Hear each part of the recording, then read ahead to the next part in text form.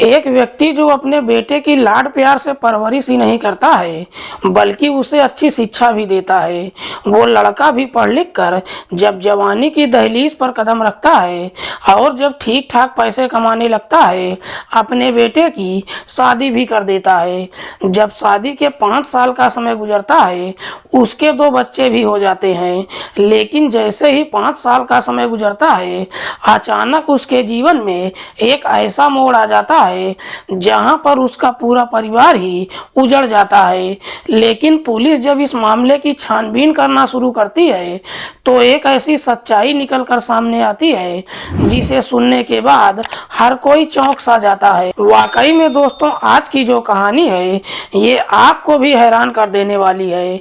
नमस्कार, प्रणाम, मैं आपका भाई, आपका दोस्त अभय और आप देख रहे हैं द कीप क्राइम। दोस्तों, आज की जो सच्ची कहानी मैं आपको सुनाने जा रहा हूँ ये सच्ची कहानी है उत्तर प्रदेश के कानपुर शहर की। कानपुर का एक थाना पड़ता है नौबस्ता। नौबस्ता थाने के अंतर्गत एक इलाका आता है किदवई नगर और इसी किदवई नगर इलाके का रहने वाला है प्रतीक शर्मा। प्रतीक जिसकी उम्र है लगभग 30 साल के आसपास। प्रतीक की पत्नी का नाम है नेहा शर्मा। नेहा जिसकी उम्र है लगभग 27 साल। प्रतीक के 2 बच्चे भी हैं जिसमें एक बेटा और एक बेटी। बेटे की उम्र है 4 साल और बेटी की उम्र है 2 साल। बात कर रहा हूं मैं 7 मार्च 2024 की। दरअसल प्रतीक जो अपना खुद का मेडिकल स्टोर चलाता है, 7 मार्च 2024 की रात के वक्त प्रतीक जब अपनी दुकान बंद करके अपने घर पर पहुंचता है उसकी पत्नी नेहा कहती है कि दरअसल मैं अपने मायके जाना चाहती हूँ। जब अपने मायके जाने की बात कहती है प्रतीक भी अपनी पत्नी की बात मान जाता है और अगले दिन 8 मार्च 2024 को खुद प्रतीक अपनी पत्नी और दोनों बच्चों को लेकर अपनी ससुराल अयोध्या पहुंच जाता है। प्रतीक जब अपनी ससुराल में जाता है वहां पर 3 दिनों तक ठहरता है और फिर 12 मार्च 2024 को अपनी पत्नी और बच्चों को लेकर अपने घर के लिए निकल जाता है। लेकिन जब बाराबंकी पहुंचता है अचानक उसकी गाड़ी खराब हो जाती है।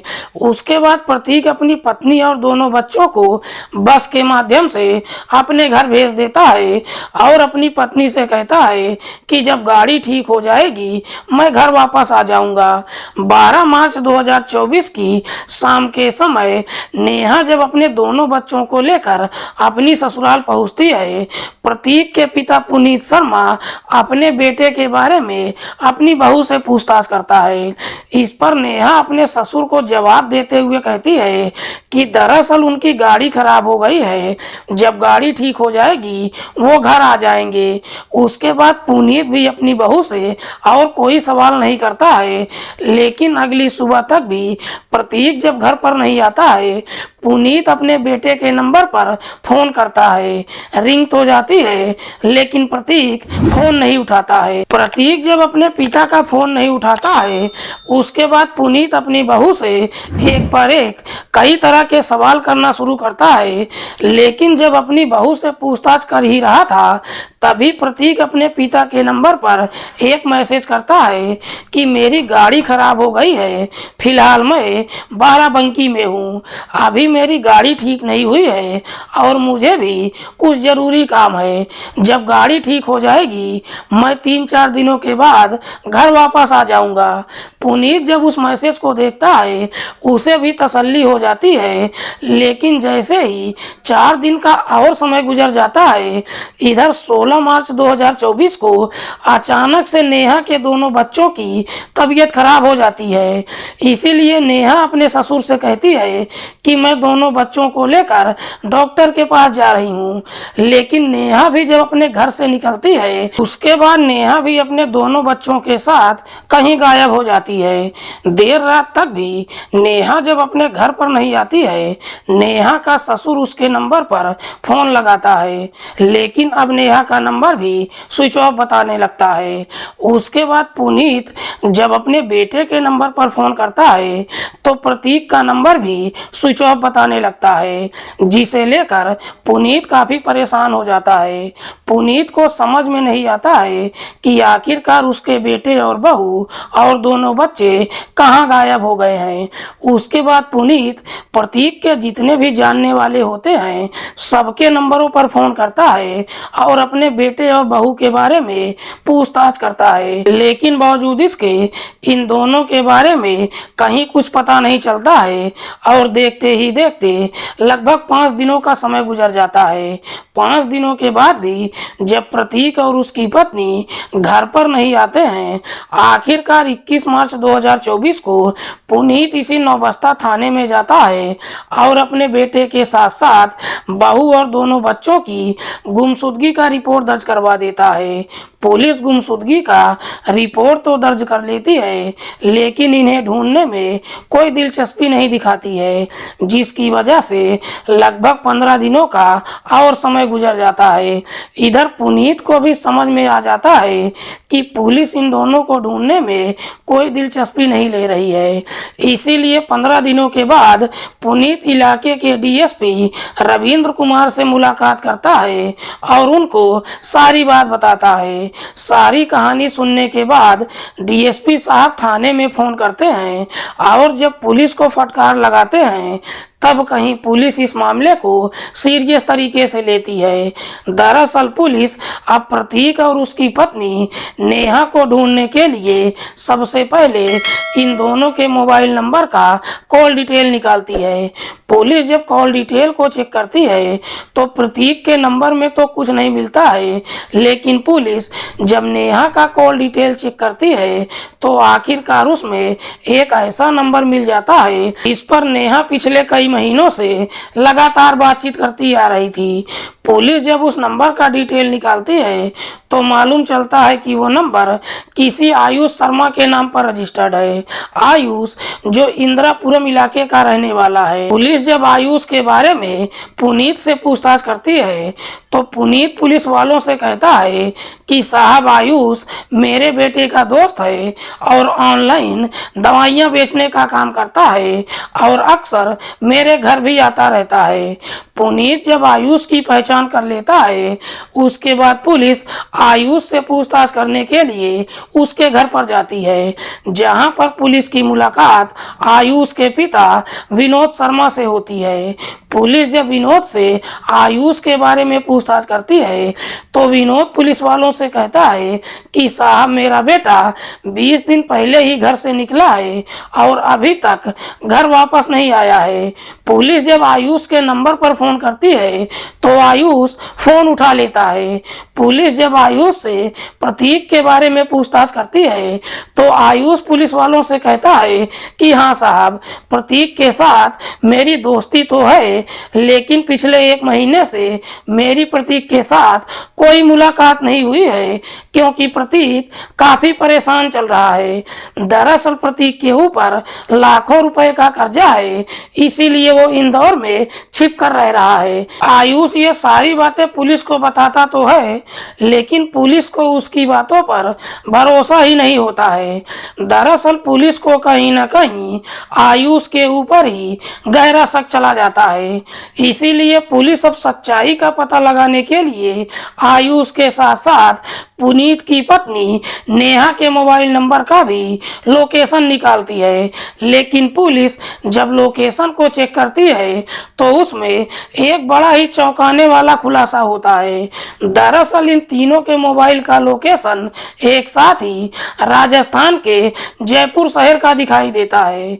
पुलिस को जैसे ही इन तीनों का लोकेशन मिल जाता है, पुलिस इन तीनों को पकड़ने के लिए एक टीम का गठन करती है और आखिरकार 16 अप्रैल 2024 को जयपुर के उस लोकेशन पर पहुंच जाती है। लेकिन पुलिस जब उस लोकेशन पर पहुंचती है तो पुलिस को वहां पर आयुष के साथ साथ नेहा और उसके दोनों बच्चे तो मिल जाते हैं, लेकिन प्रतीक वहां पर मौजूद नहीं था। पुलिस जब इन दोनों को गिरफ्तार करके थाने लेकर आती है, सबसे पहले इन दोनों से प्रतीक के बारे में सख्ती से पूछताछ करती है। पुलिस जैसे ही अपनी सख्ती दिखाना शुरू करती है, आखिरकार नेहा मजबूर होकर अपनी सच्चाई कबूल कर लेती है। नेहा पुलिस वालों को जवाब देते हुए कहती है कि साहब, मेरा पति अब इस दुनिया में नहीं रहा। दरअसल हम दोनों ने मिलकर उसकी हत्या कर दिया है। लेकिन नेहा जब अपने ही पति की हत्या की पूरी कहानी बताती है तो वाकई में इसे सुनने के बाद हर किसी के शरीर के रोंगटे खड़े हो जाते हैं। दरअसल नेहा, जो मूल रूप से अयोध्या जिले के जीतपुर गांव की रहने वाली है। नेहा के पिता का नाम है अमृतलाल शर्मा और मां का नाम है कनक शर्मा। अमृतलाल के टोटल 2 बच्चे हैं, जिसमें एक बेटा और एक बेटी। नेहा जो अपने इलाके से पढ़ाई करती है, लेकिन नेहा जब जवानी की दहलीज पर कदम रखती है, कई लोगों के साथ उसका प्रेम प्रसंग शुरू हो जाता है। इससे पहले कि वो कोई गलत कदम उठा पाती, अमृतलाल अपने बेटे की शादी कानपुर के किदवई नगर के रहने वाले प्रतीक के साथ तय कर देता है। जब प्रतीक पसंद आ जाता है, आखिरकार 10 फरवरी 2017 को प्रतीक और नेहा की शादी भी हो जाती है। प्रतीक जब नेहा से शादी कर अपने घर लेकर आता है, खूबसूरत पत्नी पाकर बेहद ही खुश होता है। इधर नेहा भी जब अपनी ससुराल में जाती है, अपने पति के साथ साथ सास ससुर का भी बेहतर तरीके से देखभाल करती है। धीरे धीरे 5 साल का समय गुजर जाता है। इन 5 सालों में नेहा के 2 बच्चे भी हो जाते हैं, जिसमें एक बेटा और एक बेटी। लेकिन बच्चे जब इस दुनिया में आ जाते हैं, घर का खर्च काफी मुश्किल हो जाता है। इसीलिए एक दिन प्रतीक अपने पिता से कहता है कि मैं अपना एक मेडिकल शॉप खोलना चाहता हूँ, उसके लिए मुझे कुछ पैसों की जरूरत है। पुनीत भी अपने बेटे को पैसे दे देता है और फिर साल 2023 में प्रतीक अपने इलाके में एक मेडिकल शॉप खोल लेता है, जिसमें ठीक ठाक पैसा भी कमाने लगता है। इसी दुकान पर एक दिन प्रतीक की मुलाकात आयुष शर्मा से होती है। दरअसल आयुष भी ऑनलाइन दवाइयां बेचने का काम करता है। क्योंकि दोनों एक ही काम कर रहे थे, इसीलिए दोनों के बीच में गहरी दोस्ती हो जाती है। और इन दोनों के बीच में जब गहरी दोस्ती हो जाती है, दोनों अक्सर एक साथ ही शराब भी पीने लगते हैं। जब कुछ महीने का समय गुजर जाता है, एक दिन प्रतीक आयुष को अपने घर लेकर जाता है। इधर आयुष जब पहली बार प्रतीक के घर पर जाता है और जब पहली बार प्रतीक की पत्नी नेहा को देखता है, तो नेहा की खूबसूरती देखकर कहीं न कहीं आयुष की नीयत खराब हो जाती है। उसके बाद आयुष अक्सर प्रतीक के घर पर आना जाना शुरू कर देता है। इधर तब तक प्रतीक के पिता पुनीत भी रिटायर हो चुके थे, इसीलिए अपने बेटे का हाथ बटाने के लिए वो भी दुकान पर चले जाते हैं और इधर नेहा घर पर अकेली ही रहने लगती है। इसी दौरान जब आयुष प्रतीक के घर पर आता है, उसकी पत्नी नेहा से हंसी मजाक करने लगता है और हंसी मजाक में ही नेहा से कुछ ऐसी बातें कह देता है जिसे सुनकर नेहा को भी समझने में देर नहीं लगती है कि आयुष उससे चाहता क्या है। दरअसल आयुष जो अच्छा खासा पैसा कमा रहा था और दिखने में भी प्रतीक से ज्यादा हैंडसम था, इसीलिए नेहा भी अपने आप को रोक नहीं पाती है और आखिरकार आयुष और नेहा के बीच में प्रेम प्रसंग शुरू हो जाता है। हालांकि दोनों के बीच में जब प्रेम प्रसंग शुरू होता है, इस बात की जानकारी नेहा के घर वालों को कभी मालूम नहीं चलता है। नेहा और आयुष के बीच में जब प्रेम प्रसंग शुरू होता है, आयुष नेहा से मुलाकात करने के लिए अक्सर उसके घर पर ही आना जाना शुरू कर देता है और फिर उसके अपने घर के अंदर ही नेहा के साथ मुलाकात कर लेता है। जब कुछ महीने का समय गुजर जाता है, प्रतीक को तो कुछ भी मालूम नहीं चलता है, लेकिन कहीं न कहीं पड़ोसियों को आयुष के ऊपर शक चला जाता है और लोग जब तरह तरह की बातें करना शुरू करते हैं, आखिरकार एक दिन ये बातें प्रतीक के कानों तक भी पहुंच जाती है। प्रतीक जब रात के वक्त अपने घर पर पहुंचता है और जब आयुष को लेकर अपनी पत्नी से पूछताछ करता है, तो आयुष का नाम सुनते ही नेहा भी एकदम से भड़क जाती है और अपने पति को ही फटकार लगाते हुए कहती है कि तुम ये कैसी बातें कर रहे हो? आयुष तुम्हारा ही तो दोस्त है और उसे तुम ही घर पर लेकर आए थे। लगता है कि पड़ोसियों ने तुम्हारा कान भर दिया है। अगर तुम्हें सच में लगता है कि मेरा आयुष के साथ अफेयर चल रहा है, तो आयुष तुम्हारा ही दोस्त है। उसे मना कर देना कि आज के बाद वो हमारे घर पर न आया करे। नेहा जब इतने बेबाकी से अपने पति को जवाब देती है, तो प्रतीक को भी लगता है कि शायद पड़ोसियों को कोई गलतफहमी हो गई होगी। इसीलिए प्रतीक भी अपनी पत्नी के ऊपर शक करना बंद कर देता है। प्रतीक भले ही अपनी पत्नी के ऊपर शक करना बंद कर देता है, लेकिन नेहा अब काफी सतर्क हो जाती है। दरअसल नेहा अब आयुष को अपने घर पर नहीं बुलाती है, बल्कि जब भी उसका आयुष से मिलने का दिल करता है, घर से बाहर चली जाती है और होटल में कमरा बुक करके घंटे 2 घंटे बिताकर वापस अपने घर चली आती है। लेकिन एक दिन नेहा जब आयुष के साथ मार्केट में घूम रही थी, तभी प्रतीक उन दोनों को देख लेता है। हालांकि प्रतीक मार्केट में अपनी पत्नी से कुछ नहीं कहता है, क्योंकि उसे लगता है कि इससे उसकी ही बदनामी होगी।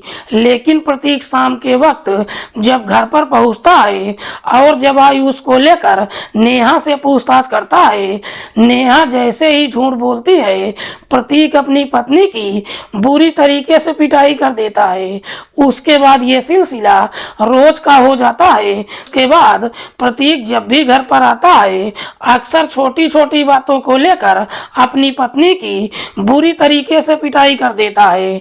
जब बार बार अपनी पत्नी की पिटाई करता है, नेहा भी अपने पति से नफरत करने लगती है। हालांकि प्रतीक जब भी अपनी पत्नी की पिटाई करता है, नेहा ये सारी बातें आयुष को भी बताती है। आयुष को जब मालूम चलता है कि प्रतीक ने अपनी पत्नी की पिटाई किया है, आयुष को काफी बुरा तो लगता है, लेकिन चाहकर भी आयुष कुछ कर नहीं पाता है। एक दिन होटल में नेहा और आयुष जब एक दूसरे से मुलाकात कर रहे होते हैं और जब दोनों की हसरतें पूरी हो जाती है, नेहा आयुष का माथा चूम कर कहती है कि क्या तुम सच में मुझसे प्यार करते हो या फिर मेरे जिस्म के साथ खिलवाड़ कर रहे हो? इस पर आयुष नेहा को जवाब देता है कि मैं तुम्हें दिलो जान से चाहता हूँ और तुमसे शादी भी करना चाहता हूँ। इस पर नेहा उसे जवाब देती है कि मेरे पति के रहते हुए ये कभी नहीं हो सकता है, क्योंकि प्रतीक जब तक जिंदा रहेगा हम दोनों कभी शादी नहीं कर सकते हैं। नेहा जब इस तरह की बातें कहती है, इस पर आयुष तुरंत ही उसे जवाब देते हुए कहता है कि अगर प्रतीक हमारे रास्ते का रोड़ा बन रहा है तो मैं उसे इस दुनिया से हटा दूंगा, लेकिन इसमें तुम्हें मेरा साथ देना होगा। इस पर नेहा भी उसे जवाब देती है कि तुम्हें जो कुछ भी करना है तुम करो, मैं दिल खोलकर तुम्हारा साथ दूंगी। दरअसल उसी होटल में नेहा और आयुष प्रतीक को इस दुनिया से हटाने के लिए एक षड्यंत्र बनाते हैं और फिर इसी षड्यंत्र के तहत एक दिन नेहा अपने पति से कहती है कि मैं अपने मायके जाना चाहती हूँ। प्रतीक भी उसकी बात मान लेता है और 6 मार्च 2024 को प्रतीक अपनी पत्नी और बच्चों को लेकर अपनी ससुराल जाता है और वहीं छोड़कर 7 मार्च को वापस आ जाता है। लेकिन जब उधर से निकलता है तो अपनी पत्नी से कहता है कि मैं 8 मार्च को वापस आऊंगा, तुम मेरे साथ चली आना। इधर प्रतीक जब अपने घर पर पहुंचता है उसके थोड़ी देर के बाद नेहा आयुष के नंबर पर फोन करती है और उससे कहती है कि इससे बढ़िया मौका हमारे पास कभी नहीं आएगा।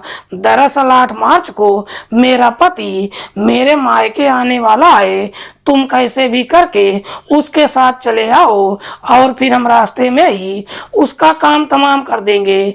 जब अपने पूरे प्लान के बारे में आयुष को बताती है, आयुष इसी प्लान के तहत 8 मार्च की सुबह सुबह प्रतीक से मुलाकात करता है और उससे कहता है कि आज मेरे पास कोई काम नहीं है। जब काम ना होने की बात कहता है, प्रतीक उससे कहता है कि आज मैं अपनी ससुराल जा रहा हूँ, अगर तुम चाहो तो मेरे साथ चल रहे हो। जब अपने साथ ले जाने की बात कहता है, आयुष भी काफी खुश हो जाता है और आखिरकार 8 मार्च 2024 को प्रतीक आयुष को लेकर अपनी ससुराल रवाना हो जाता है। लेकिन जब दोनों लखनऊ पहुंचते हैं, आयुष प्रतीक से कहता है कि पहले किसी होटल में चलकर शराब पी लेते हैं, उसके बाद तुम्हारी ससुराल चलेंगे। प्रतीक भी उसकी बात मान लेता है और फिर दोनों हजरतगंज इलाके में एक होटल में जाते हैं और वहां पर जमकर शराब पीते हैं।